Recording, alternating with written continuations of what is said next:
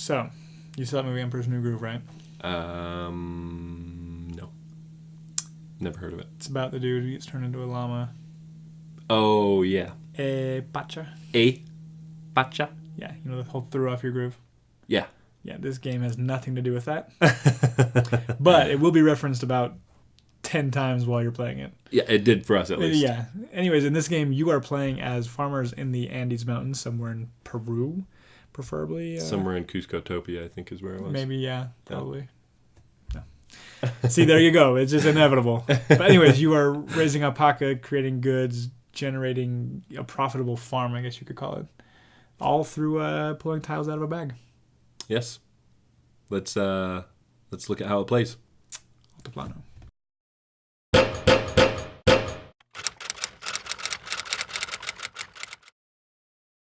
All right, guys. So we've got our player board here, and this is kind of where you're going to be doing the majority of your actions.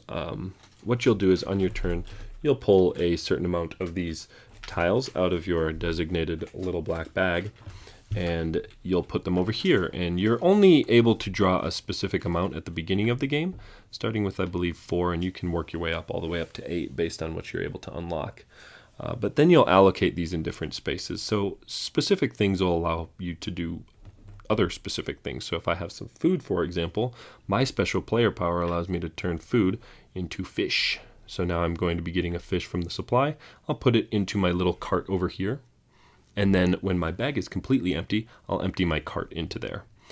You can put things in specific spots to save for later. For example, I have a bolt there, and I've got this blanket right there, and I can come here and deliver both of these on 2 separate turns without having to move to that same location twice in order to sell those. But I can wait until that's full before I go do that. Same thing up here. If I'm moving stuff into my storehouse, which is right over here, and what you'll do here is you'll fill this up with one specific good in each row, and you'll score points based on how many rows you're able to fill up. Now you can put another of the same good in a different row, but not until you finish that specific row. Now it's not going to score you any extra points to focus on one specific thing unless you have a card that says otherwise. But it's just if you produce that one thing, it may be easier for you. You'll also be able to fill a row with corn as a wild resource, but if you start with corn, then you're not going to be able to put anything else in there other than corn. And corn's kind of hard to get, so it's not the best thing to do. You've also got your wheelbarrow over here, and this is what's going to denote how many actions you have. So on your turn, you can move 1 to 3 spaces, and that's it. Now, if you have food, and if you have any other wheelbarrows, you're able to take extra actions. But again, you need to purchase those wheelbarrows, and you need to make sure that you have food in order to take those extra actions. You'll also be able to unlock other powers at specific sites, getting contracts and other things, and we'll have Ben explain the rest of the board. All right, so here you have the game board, and I use the term game board very loosely because all it is a bunch of tiles placed out in a random order. So these tiles represent various locations that your worker can go and visit on any given turn. So as you move around, you'll be taking steps in either direction.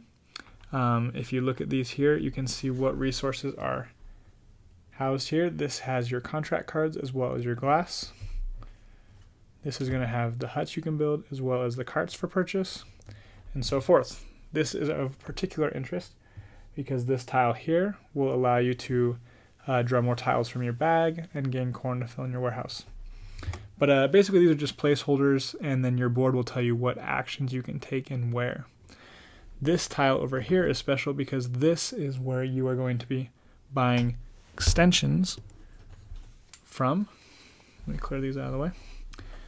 So these will cycle through here with various costs, but these will add spots to your personal player board where you can do special things with money, resources, and even draw extra tiles or store extra tiles. So kind of cool as you're moving around, puzzling things together. But once again, the heart of the actions are geared from your player board. This is more or less just allowing you to take different actions depending on where you are. So, Altiplano. Yes. You might recognize some similarities to another Reiner Stockhausen game. Is it the same designer? I would imagine it would be. Yes, it is. That's Orleans. Yeah. So, How does it compare? You'd play that once. Let's save that for a little later. Okay. But Well, stick with us, guys, till the end of this video. Yeah. We're gonna have some info on a giveaway, so stick with us. we love just giving away stuff. We do love giving away I stuff. stay up at night thinking, what can I give away? It's so hard. Well, for me, this game was a little random, a little overly random. Now, Random? deck building is not my thing. No. I do not like deck building. Orleans was fine. I really enjoyed the track on Orleans. Mm-hmm. I think this took Orleans and it made it a little bit friendlier in that you don't have as much that you need to plan out. There's not as much punishment. The moving parts are definitely fewer in this game as opposed to Orleans. Right. I find it interesting that you think it's too random because other than the draws from your bag, which kept in check by placing stuff in your storehouse, you should be drawing a particular tile every 1, 2, maybe 3 turns at most. Mm-hmm. So there's a little bit of randomness there. But other than that, there is no randomness. All of the boat cards are available to look through, to pick, to see what's left. All of the huts that you're building, also the same thing. You can look through them, see what's left. The order cards, those are there for you to search through and pick the one you want. And you can look at everyone else's player boards, see what actions they have their stuff assigned to. Like, the amount of information that is available to you is almost unparalleled compared to many games. Well, and what I found most frustrating was there would be turns where I would want to draw a specific combination, which is typical of most deck builders and we'll say bag builders. You're trying to builders. create combos with them. Exactly. So not unheard of, but I wouldn't get it, right? What's nice about this is I can save it for a later turn. You place one of the tokens and... That later turn, though, might not be the opportune moment to use that. Yes. Plus, when I need that tile, there was no way in my experience during my plays, my turns, I never felt like I was able to cycle through anything. Like I couldn't be like, okay, I'll discard this, I'll draw this, and I'll use this. Also, when you receive tiles, you had to wait almost 2 turns until you could actually use those tiles. Very similar to a deck builder, yeah. My biggest problem with this, and why I say it was random, and it's really not, is the turn order. It's predictable, but you're like waiting for other people not to take the actions that you want to take. But isn't that the same as in a worker placement game? Yeah, right? It is, but there's almost no, with all of my turns, I felt that my strategy was almost sucked out of me. My strategy for that game was sucked out. There were multiple turns where I wanted to perform a certain action. That action was taken before me, literally 1 turn before me, so I could not perform that action. That was me. I was 1 turn before him. It wasn't just you. I think Leah did it. It happened to me. I think every player did it to every other player at least once. Yeah. Just because it's the nature of the game. That is the interaction within the game. Right. The interaction is beating people's spots. Like I said, all those cards are face up, and so you can choose what you want, and you get what you want chosen before you get to it. It's not random in the fact that it's like, I hope I win, and I just lost. I think that what that presents is it's a more tactical. Yeah, a small tactical side game as opposed to what otherwise would be a very strategic, I have my plan, I follow it, my plan was not as good as yours type thing. Which is where I think this detracts from Orleans. I think that Orleans has more of that strategy, more of that forethought and planning, where Altiplano is more of a, let's just roll with the punches. Tactical respond, yeah. Yeah. I can see that. As far as random goes... And you know me. Yeah. That's not my style. No, for sure. So that's just my opinion on on that specific aspect of the game. As far as the rest of the game is concerned, it's not a bad game. No, I will say that it was long. Right. The fact that you're depleting resources from locations. And sometimes people don't want the game to end, so they're not going to let it end. Yeah, and that may not be beneficial to you to deplete. But everybody is not wanting it to end, so it's just like, do you want to do it? Do you want to end it, or do you want me to end it, or? Yeah. So it kind of drags. It can drag a little bit. And with that, because you're building this engine, once your engine hits a point to where it's running at maximum efficiency, as the game drags out, you kind of routinely do the same thing. Yeah, and one of the things that I felt was happening was that the game, as you got to that maximum efficiency, it was like, and the game's over.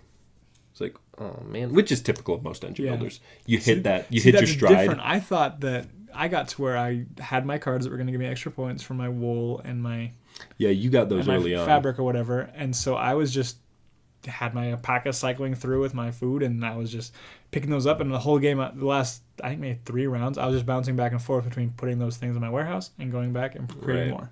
Right. And that was like the last 3 turns of the game for me, because that was the best thing I could do to get points. And so it wasn't super enjoyable. It was like, there was a little bit of pressure, as you were kind of grabbing some of the same stuff. And right. I was trying to see if I could score points elsewhere. I do have one last complaint, and I've said this to you already. I think that a lot of the turns are not rewarding. Yeah. A lot of your turns can be, I'll go here and I'm done. You're prepping, like you said. Maybe you didn't quite draw the combinations you need. Right. So you set them out, and you're like, well, next turn I know I'm guaranteed to fire these off. Right. But then you still have to prep for that as well, because you need to make sure that you have enough food so that you can take these actions. Yeah. And some of the spots for me just didn't feel like it worked with the rest of the game. Mm-hmm. If I'm going up on this track, I feel like I should be benefited somehow, other than now I can do this thing that I really still need all of this stuff for. Yeah. So I don't know. It was kind of working against itself a lot of times. It's a game of making the most of what, like, if something's not working for you, don't pursue it. Sure. Type thing. But if something you see is benefiting you, pursue it. The game doesn't tell you, do this. If you can, it's very open. If you can do more of this without having to do that, then you're better off for it. Right. But in the end, I really enjoyed this game. Good. It gives you that sense of progression as you... Oh, now I've got a tickle. It's contagious. It's like a yawn. As you start off with very few resources and you collect more, you never are really giving anything up. So you just see this accumulate, and now you have your cacao that is going to give you your glass. And now that you have your glass, you can throw that in your storehouse. And now that you have glass, you want to get the bonus card to make sure you get extra points for your glass. Right. And it has that very fun sense of, I'm creating something much bigger. Well, it's fun to get those points for that one thing. And it rewards you for that one thing, right? Mm-hmm. And you can make it work like that. And that's what I mean when you can really get, if someone takes that one thing, it's like, well, there goes 50 points I could have had. 50 may be an exaggeration, maybe 6 or 7. But still, having those points taken away from you just like that, it can be pretty frustrating. But that's the tactical. How do I respond to that? Where do I make up those points now? Exactly. Can I get those back from something almost as efficient? But I will agree, it's really cool to be rewarded for your specific strategy and to see that come to fruition. Yeah. And what this adds, as opposed to Orleans, is this spatial puzzle, which at the end of the game isn't as great because your movement, you have those cards, now you're bouncing around. But at the beginning of the game, when you're like, I need to be over there. Oh, yeah, okay. So if I can use my cart to get there, can I take advantage of one of the locations next to it? Or, no, I can't. That doesn't really... So maybe I'll do this location next to me, and then I'll jump over with my cart, and then I'll do that location start of next turn. Right. So you have that little spatial puzzle as you're moving your piece around. It was okay. I would have liked to have seen either less movement so that your movement was more precious, or more spaces. So again, that your movement was more precious. And I know you brought this up, and you were like, "Why would you ever want 4 cards?" I had 3 cards. I never used them. I had 4 cards. That's foolish of you. It was foolish of me. I had 2, and I did just. Although to be fair, I came in 3rd. Guess who came in last? That's no surprise. I always lose, but especially when our wives are playing, they usually beat both of us. I don't know. But anyways, I was looking and someone had mentioned something like, expansions. Right. Like an expansion could easily add 2 new locations. Oh, yeah, for sure. And now instead of 7, you've got 9. And now you don't have that flexibility of a cart getting. And I would really like to see that. I think that would be a much more interesting game. And I would hope that would be the case. And this, if Orleans is any indication, this is going to have expansions. They're going to be good. I think that this is in desperate need of an expansion, and I almost feel like it was removed from the design. I think that some of those extra locations would make the game so much better in making your movement a little bit more precious and having to plan a little bit more. Because with how it is, you can just be like, you got those cards. Yeah. Speaking of expansions, we play with the mission cards. That's actually an added expansion. Is it? It's not included, like, it's not, as you're setting up for the base game, that's not part of it. Okay. It's at the end of the rule book. But I feel that those should be included from the first game. Mainly because this game gives you so much to do that it's hard to have a direction. Sure. Even with those, it was like, how do I get to that?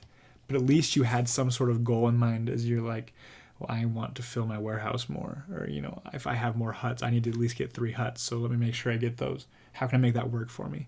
Okay. Because otherwise it's like everything gives you points. Right. Even down to the very tokens that you get are points. Right. So it's kind of hard to have perspective as to what your score might be without those mission cards. I agree.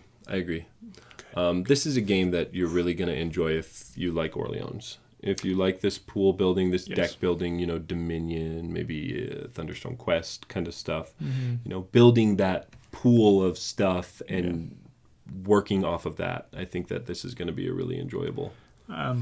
And as far as Orleans goes, I own Orleans. I like it better. Right. I like Orleans better. I think most people are going to like it better. Yeah, probably. But I have looked at the comments on BGG. A lot of people like this more. All I can say is if you do like Orleans, you will like this.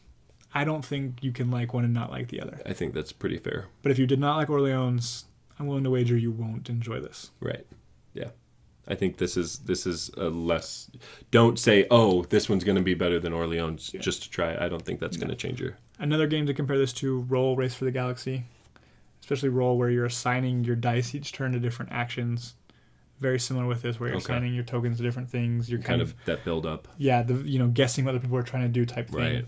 Right. But the player interaction, just like Roll, is very minimal. You're building your thing; they're building theirs. Sure. But that's fair. All in all, it's a good game. I'm glad Renegade brought it over. I'm glad I own it now. And I recommend you check it out, especially if you liked Orleans, like I said. Yeah, if you haven't noticed, actually, you probably can't see it because it's right on the edge of the chair. But that is Ben's copy of Altiplano, and there is our demo copy of Altiplano. Yes, and selfish plug for our sponsor. It is available at Game Grid here in Lehigh to rent, to play there, to order through them. So, and thank you to them for providing this to us and all of our demo copies that we're able to play and get to you guys. Speaking of them, yes, speaking of our thank sponsor. you for hanging out with us today. We do actually have a giveaway. We're giving away a few things. So these are some Scythe bits. So if you have Scythe, great. These if you are don't, awesome, by the way, man. Oh, well, this bag is like 40 pounds. So Ben's going to be paying for shipping this time. Yep. Indeed. But no, you get the oil barrels, you get the foods, you get the stone, super and nice the wood. looking. Super nice looking. They will bling And if out you don't your even have Scythe, this is a easy. It's almost worth going and getting Scythe if you own these. Well, you can also sell it for a really good amount. Yeah, our These BGG trade value is probably quite high. Yeah.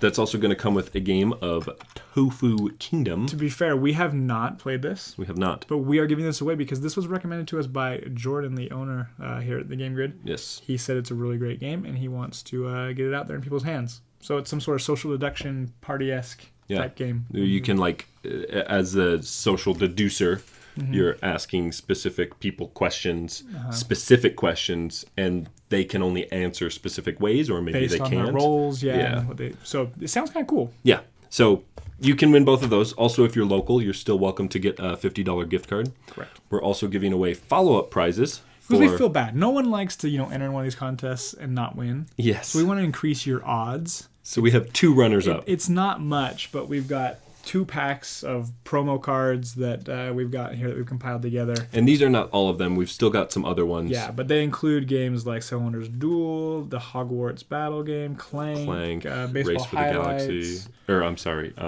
Star Realms. Star Realms, thank you. Yeah, we're putting those together, and you'll get a good, healthy 6 to 10 promo cards for games that maybe you have or don't have. But once again, BGG trade value, you'll find a use for them. Little different format this time. Yes. We've got a specific thing that you'll click on, and you'll be able to get specific entries. Specific amounts Based of on what entries, and we'll be able to pick a winner a lot easier. And based on whether or not you're subscribed and stuff like that, we'll be able to get you more entries and that kind of thing. So the link is below in the in the description. Description, yes. But yeah, check it out. Hopefully you win. It's going to be running for 2 weeks. Yeah. Ending on the 29th. Yeah, and we'll announce the winner on the last day of May, which I think is a Thursday. Foist. Yeah. Yeah. So, thank you again, GameGrid, for helping us out with this, and good luck to you. Thank you, guys. Yes, thank you as well. And make sure you like, comment, share, and subscribe. Get the word out for us. We really appreciate that. We appreciate you guys, and we'll see you guys next time. See ya. Bye.